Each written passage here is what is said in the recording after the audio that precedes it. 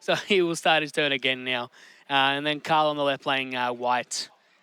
We haven't seen a pure white deck, I don't believe we have. Or no, we haven't seen a pure white deck yet, have we? So We saw last round, we did see Costa play essentially a pure white deck with the splash of that, I think it was Purple. Core Thief. Yep, that purple card, which was extremely valuable. So it'll be cool to see what we come up with today. But we do see the Pegasus come down turn one. Such a strong and valuable card. My favourite card. We're seeing a vanilla come down from the red player. Looks like it was a one, cost him 2 or 3, I believe. And he will just be swinging in straight away. Yeah, so we have the 3-cost vanilla come down, as well as the other spirit on the field, which is going to be left open. So we do have our player on the left here get that extra core, so he's up to 5 cores as well as the soul core to be able to make some plays.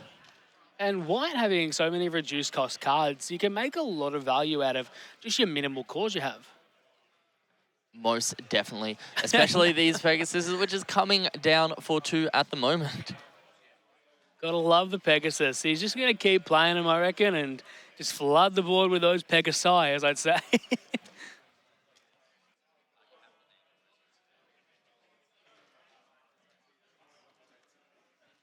We do see the Starbless draw come down here, which allows Kyle to draw 2 cards. He wasn't greedy and went for the burst play. He just decided, I'm happy to draw 2 cards. Exactly, and he's played his Nexus as well for his, I believe, 2.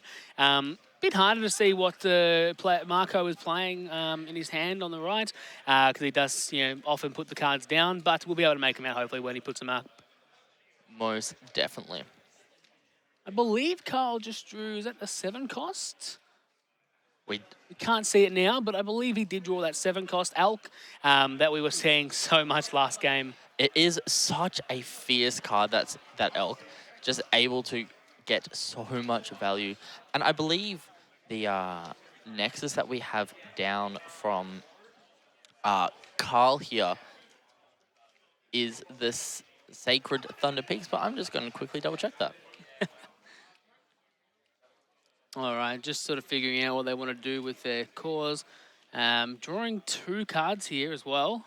Yeah, so I was wrong. It was the Scorched Battlefield, which does allow you to draw extra cards. So during your attack step, if it is a level 2, which it now is because we have 2 cores on it, you get to draw a card when you reduce your opponent's life, which can be quite valuable. And if you've got multiple on the field, you draw multiple cards. That is quite good draw power, if I do say so myself, Max. Yes, most definitely. I think the judge is just making a ruling real quick.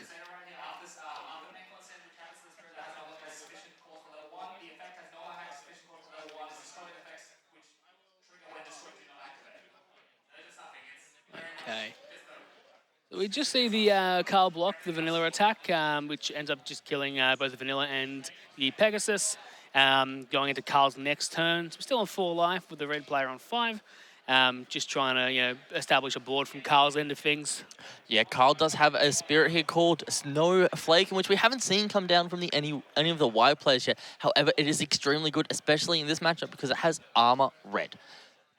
Which means it cannot be selected by your opponent's red effects, which does just give it a lot of value, as well as the Pegasus, I believe, has armor red and purple. So it does. It's a similar thing. It is quite hard for red to deal with, but Snowflaking is especially good against red because it has, when this spirit blocks, select one of your opponent's spirits with Confront or Curse and return to their hand. Not a bad effect. We do see Carl end up playing his Mammoth out now and just opting to pass. Doesn't want to swing. Just trying to, again, establish that board and probably swing for threaten lethal in a later turn.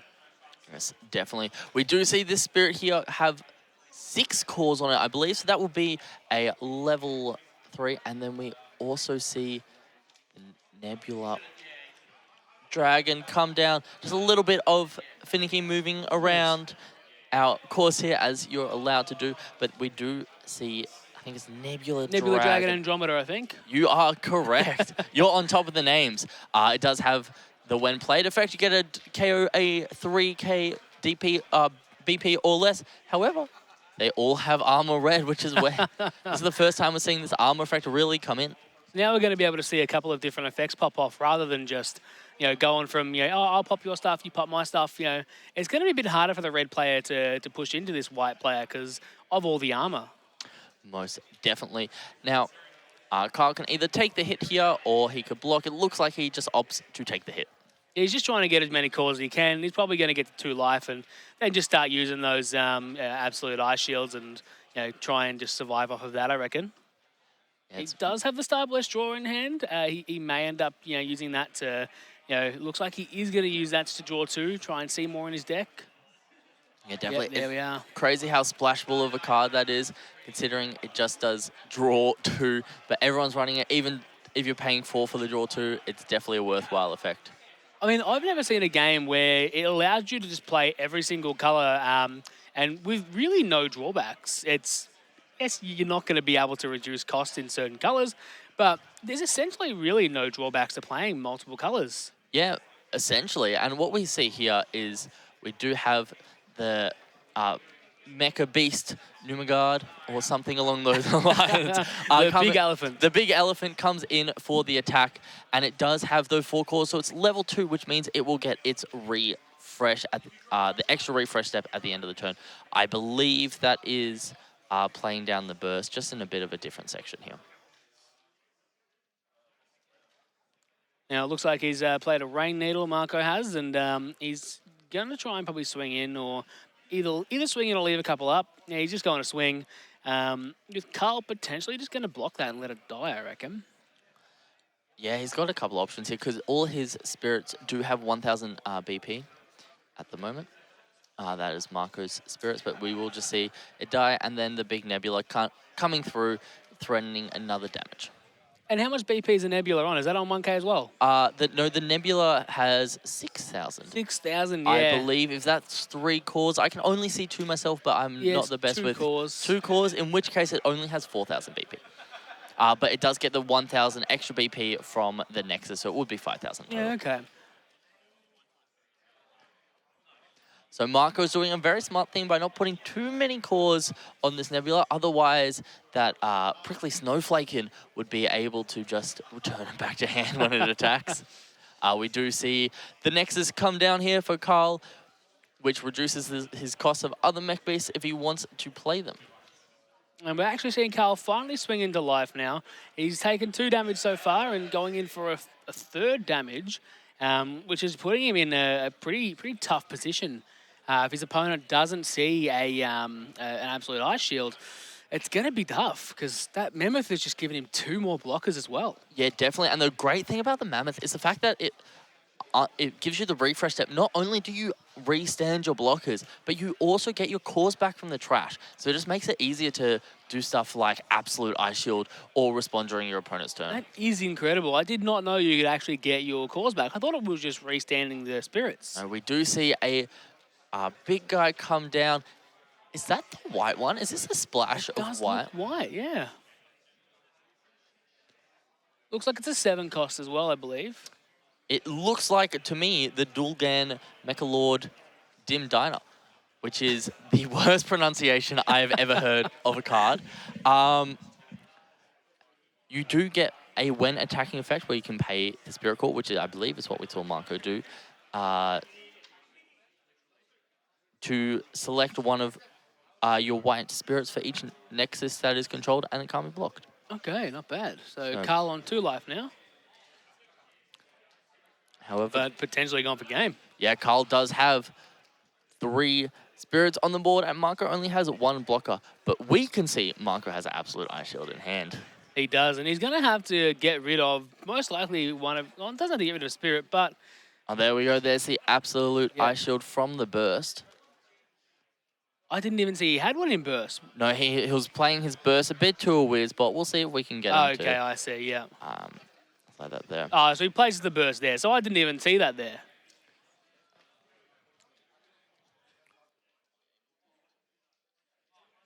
So now we're not able to, swing into for a lot of damage. There we go. They've moved the burst. The burst to the bit more easy to see position. We do see a second one of these white Mechalords coming in, which are essentially just unblockable, which is a really smart decision from Marco. He's just like, I'm happy to pay a large amount for these just unblockable swings because I know I can rely on my absolute ice shields. And as we've been saying all day, it looks like you're in an unwinnable position as you thought for a red player, and he's just brought it back so hard with these two massive mech lords. Yeah, and because this game is just out, we really don't have a defined meta. Sure, there's like strong white cards and there's strong red cards and there's strong yellow cards and there's strong purple cards, but we're seeing now a white-red deck as well as a purple-white deck last round, so it's really cool to see all these different mixes of the decks. Yeah, and as we get into the higher rounds, the more undefeated players you're going to see, it's going to get more diverse and it's going to be way more skill intensive, which is what I love about the top tables. So both players just sort of deciding what they're going to do. I believe it is now on to Carl's turn. Yeah, Carl has gained that extra call for the start of his turn and just deciding what to do within his main phase. Without that absolute ice shield, it is going to be rough for Carl because he won't really be able to block 2 attacks. So he's sort of forced to try and get rid of his opponent's life here, but we know he has another absolute ice shield. Definitely, Carl has just removed some cores off of his Fortress God Knight Odin type X, as his opponent Marco doesn't have any 3 or less cards to be able to bounce back to hand, so there's no point in him having those. And he's now just killed the Nexus as well, so that'll stop his opponent from drawing cards. But it may be too late. Yeah, it always does come to that. It could be just that too little, too late. But we'll see what happens here with the big behemoth, the elephant. We're going to see there we go. Yeah. It's going to come through. We knew it was going to happen. There was no point even trying to hide it. Yeah. He was going to do the ice shield. And now Carl, I'm not too sure how this is going to work for him because he's going to be forced to take 2 attacks, really.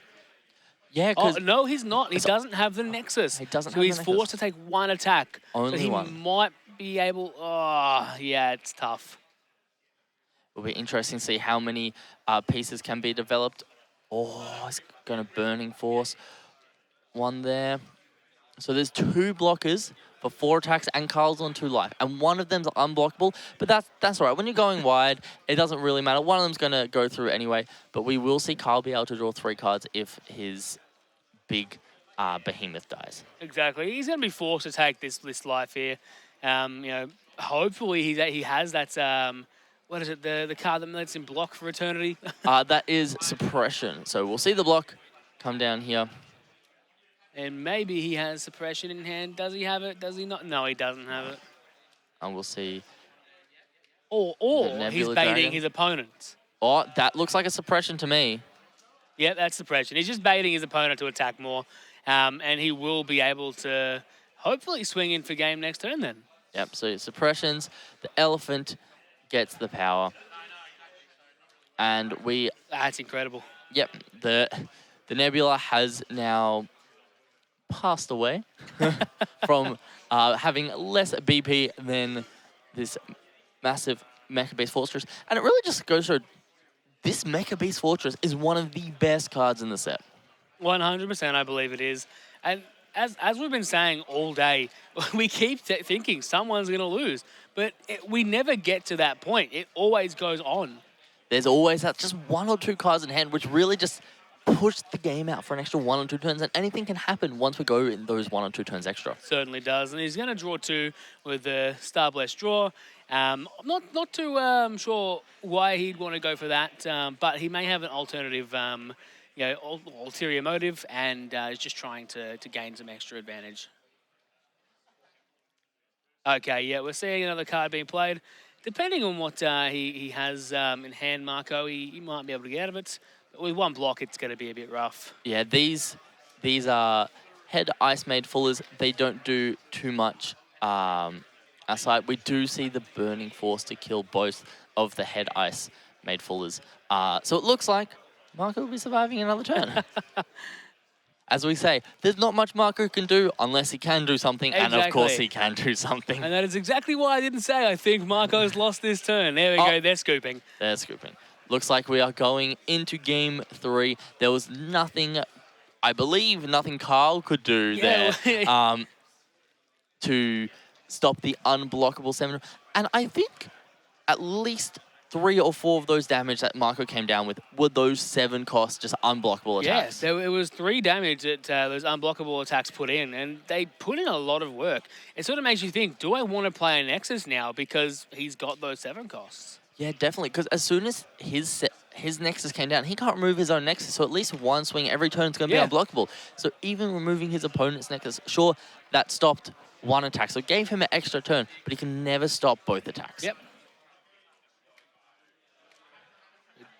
So if I was Carl here, I would seriously consider just signing out all my Nexuses. Yeah, honestly, I would probably do the same thing. But again, these players are at the top tables for a reason. Yeah, they may have a different thought process and might still want to opt to keep their Nexuses. Loving the proficient pile shuffling from Marco here. He's obviously a seasoned card game player. Being able to pile shuffle that fast.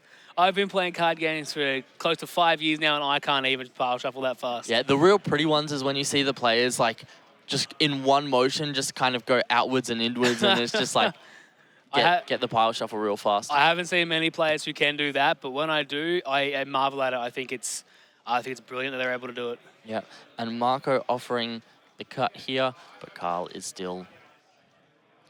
Carl's in his own zone. He's like, yep, I'm signing in. I don't care about cutting your deck. You can wait, Marco. Now, have you read much about the lore of Battle Spirit Saga, Max? I have not had a chance to go through the lore. Because I was hoping we'd be able to have a bit of a discussion about it, because I haven't also read much into it, and I was hoping you'd know a little bit more, but obviously not. No, unfortunately not. It is interesting to see that this is one of Bandai's games that doesn't have much of an IP base behind it, versus all its other games really have that strong IP. So it's really cool to see Bandai going deep into the lore, so for those who enjoy their card games for the backstory, you still get to do that within Battle Spirits. Exactly, and the lore is so deep as well. You can sit there for hours and you still wouldn't read all of that lore. You've still got plenty more to go on. Most definitely. And we do see Game 2 starting up here, and as we were saying, Marco got Game 1 because Carl could not do anything about that unblockable swing. Exactly. Now seeing both players just opt to look at their hands. I believe Marco's going to keep that hand. I think that's what he was saying. Yep, that's it. He was very quick to decide, so he definitely has some cards in hand that he wants to hold on to. He's most probably just got, he's seen his side cards and he's like, yep, I'm good. Let's get it going. Carl starting off. He's drawn his 6th card. He kept his hand as well. Going into it, and he's going to play, I think, what was that? The Ice Jade you said, wasn't it? Yeah, I know I'm butchering the name. Does this look like the Fortress Goddess Elf? No, I don't believe it does. It's got so... It is not the Fortress Goddess Elf because it's got two effects to it. You're steering us wrong, Max. Come on, mate. I'm failing miserably at this one. Now, Marco playing that Nexus. I believe that's the one that draws him an additional card per turn and he can discard. So it looks like Carl's just played a Skillless Spirit here, and that is the Forest of Steel Leaves that we have seen been played. I see.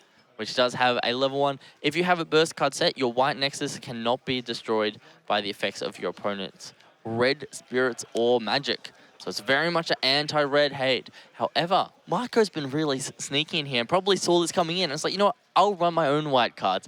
I'll run these unblockable cards that you can't do anything about if you have all these Nexuses out on field. Exactly, and he's going to be able to get a lot of unblockables. He's got 3 Nexuses he can deal with now, and obviously going back with that burst effect, Carl pointing out, it's got to go to the right place, mate. So we can know what's happening. So most likely that was an absolute ice shield, and we're going to see that proc off around the 2-3 life mark. Yeah, definitely, and it seems like we are just exchanging skillesses at this point. Definitely the play you sort of want to make here. I know Carl now understands that he can go wide really fast and needs to make sure his life stays at a high total. And here comes another Mammoth. Again, great card. Being able to essentially go, yep, cool, you can kill my card, but I'm going to gain 3 and draw 3, giving myself incredible advantage over you. Yeah, that... As we keep saying over and over again, that card gets so much value However, we didn't see it get destroyed at all during the first game. So it could just be Marco's playstyle is to very much try and just keep it alive and not let them get that extra value. Yeah. But we do see Marco with his Nexus out here being able to get that extra draw. And he's going to get another draw next turn as well. He's got both of them out, also meaning that if he goes into that 7 cost, he will have 4 unblockable swings. So Carl can be in a majorly rough position if he allows him to get to that 7 cost without being able to kill it. Yeah, definitely. We have seen Marco discard the 8 cost. I wonder if he has another 8 cost in hand, or whether he just doesn't have the 6 cost and he doesn't want to hold on and wait for these two. Well, that's right. Being at 5 life, it's sort of like, do I want to keep this in hand and, maybe I go down to 1 and I need to do it? Or do I want to sort of advance my plays with little guys and Nexuses to be able to go in? Yep, so we see Carl play the Starbless draw just to get more cards, and looks like there's 4 cores onto the Mecha Beast Fortress, which essentially just means... Oh, we've got a new one. He's going to kill a Nexus. No, he returns it to hand. Return the Nexus to hand. And it also returns the... Oh, yes, that's right. That's the one that Luke played last game, returning the Elk to hand, if I recall correctly. Yeah, so that's Dream Bond. So burst when you lose a life. Select one of your opponent's Nexuses and return it to their hand. You may then pay this card's cost, which Marco obviously did. And it's select one of your opponent's spirit and return it to its owner's hands. So Marco essentially just wiped the board with this amazing burst effect. And it also means that Carl isn't going to get the when destroyed effect on the Mammoth, so that he's not going to draw 3 and gain 3, which was a pretty huge play. Most definitely. So, wow, Marco opting to discard the Absolute Eye Shield. He's got a massive field of Nexuses going on. What is he doing? He is faster than my eyes. He's playing marvelously. I've so incredibly fast and so proficiently. He doesn't want to go to time. He does not want to go to time. And those, I'm trying to figure out what cards he's played. Yeah, you just can't tell. It's the 2 Nexuses that draw when they take a life. Obviously, the 2 that draw when you if you draw a step, and then the spirits. I don't know what they are. I cannot pull them out. It looks like they have an effect, which is why I would love to be able to talk him through with you guys. I believe one of them has a the red core effect. Spirit core, I believe, is what it's called. All right, so I think it was pass turn to Carl. Carl on 4 life, and definitely going to be on the back foot here on out. Marco also on 4 life. We just got to sort of his life is a bit scattered there, but he is on 4. So sort of on equal footing with life, but Marco up an incredible amount. Yeah, Marco's kind of got that board state where Carl doesn't have much. Carl's just played his skillless card, which has 3,000 BP at the moment. Yeah, and that's 3,000 BP isn't going to be too much of a problem for Marco. Yeah, we've seen that Marco can play his flash cards and KO those 3,000 BP characters and get out of attacks like that. And I believe that's what he has in hand as well. It's the same card he has in hand as in his graveyard. Yeah, there. So that's burst draw. So charge draw. So you can either draw 2 or as a main effect or as a flash effect, you can give 2,000 BP, I believe. Okay, cool. So I'm slightly mistaken there, but we'll get there eventually. Okay, and that is the card that I was thinking of there, yep, that I thought Marco had in hand. So we will just be clearing the board and passing. So it is kind of where we expected White to be at the start of this tournament, where it is this quite control-y, slow game. Now, Marco having to discard 2, obviously, for his Nexuses, but he has drawn an additional 2 cards, giving him that option to get a bit more. But I don't know how those Nexuses work. Are you meant to draw 1 at a time and discard, or can you just draw the 2 that Marco did? Potentially, we'll have to check with that one a bit later on. But is that the Nebula Dragon I see there? I believe so, and I also believe I saw in Marco's hand that 7 cost that is unblockable. So I'm sure we'll soon see that one come out and just go for game there. But obviously, Carl does have the burst effect, which most likely is the Absolute Eye Shield, but we don't know for sure right now. Yeah, one of the best things about just having that white 7 cost, it means that 1 attack will essentially force the absolute life shield to pop up. 100% it will.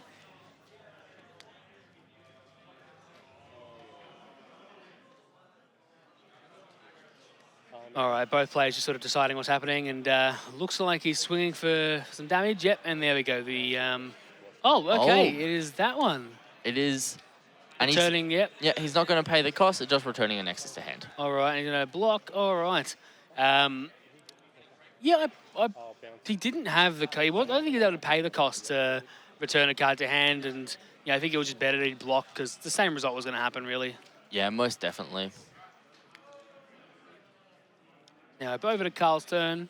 Carl's sort of on the back foot here. He does have a lot of cards in hand. I believe Marco only has 1 or 2. He does not have 1 or 2. He has 4 cards in hand. And Carl going for the Mammoth once again. And hopefully he'll be able to keep it on board. Yeah, definitely. We won't see a burst effect come down from Marco here, so it's a good chance we'll see Carl just commit those extra cores to the Mecha Beast, which as we see happening. Oh no, he was thinking about it. And then if he does, he's able to attack with the Mecha Beast and then refresh it, as well as get all the core backs. But we're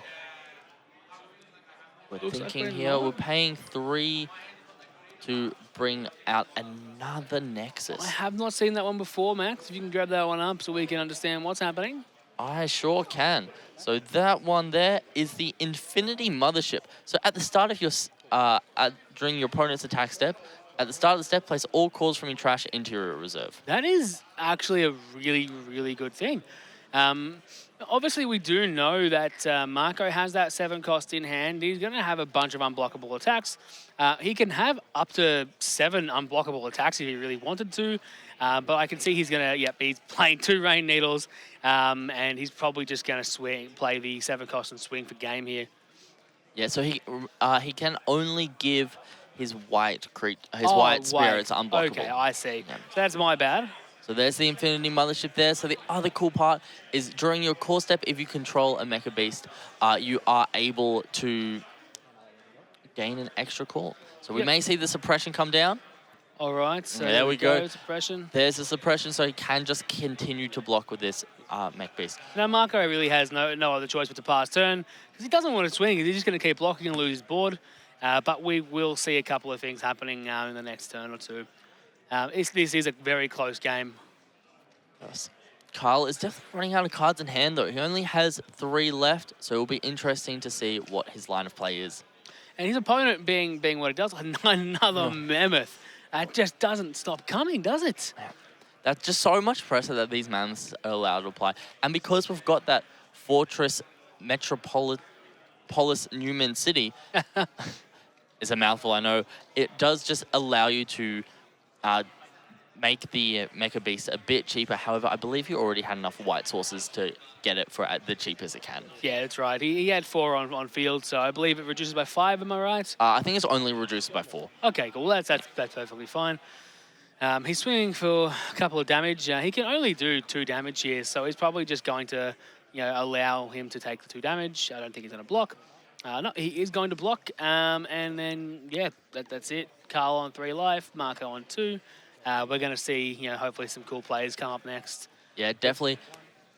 I do really want to know if, Marco is able to just draw those 2 cards without discarding first, because that is an interesting sort of line of play. Yep, he's definitely just counting out his cores at the moment, deciding what the best line of play with the cards he has in hand are. We are just going to see, this is the big unblockable guy. He still does have 4 cores that he can potentially play, and Marco's still putting the burst card in the wrong area. It just keeps doing it. Yep. It's just a force of habit. I've done plenty of things that have happened before, and it just takes a while to break them. There you go, definitely. Carl going down to 2. Drawing 2 for taking a life. I think, yep. And then we just see the pass. It's now over to Carl's turn.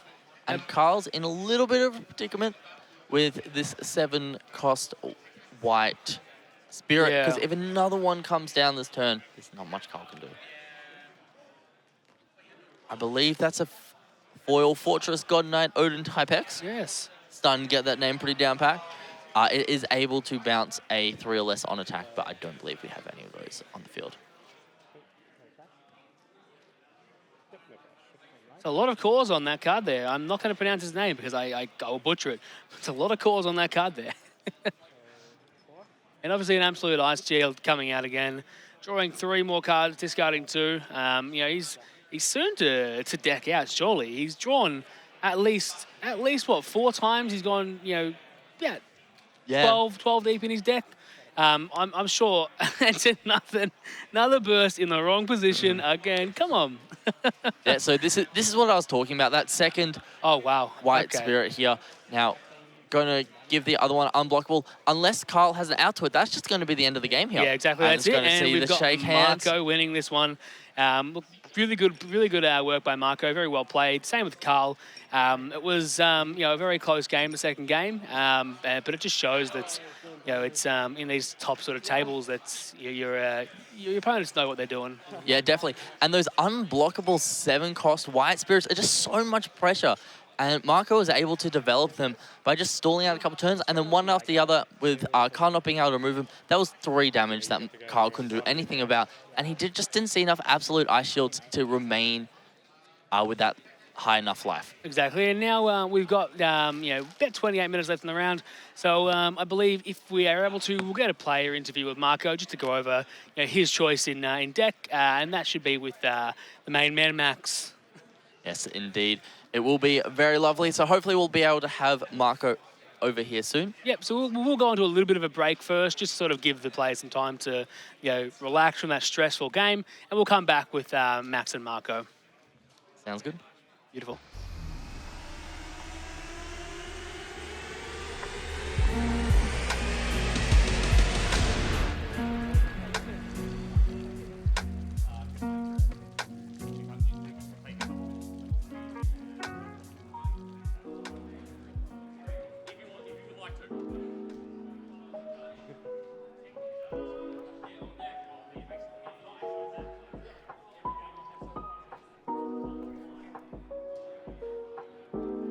I'm sorry I died too quickly.